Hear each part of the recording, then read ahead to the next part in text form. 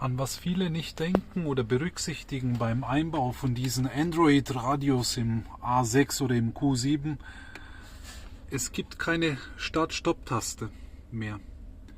Das heißt, da müsst ihr ein bisschen kreativ sein und diese irgendwie nachträglich umbauen.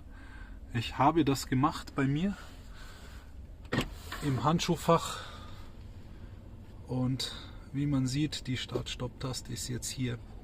Ich habe aber da noch eine Brücke reingesetzt mit einer Memory-Funktion, dass wenn ich die jetzt einmal aktiviere, ist das Start-Stopp permanent deaktiviert, egal wie oft ich an dem Schlüssel drehe.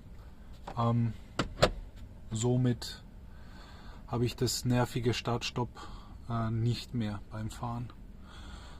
Aber im Großen und Ganzen muss ich sagen, der Umbau hat sich wirklich gelohnt. Ich habe auf jeden Fall eine Version mit dem Black Frame genommen und habe dann natürlich noch nachträglich hier ein bisschen Ambilight eingebaut.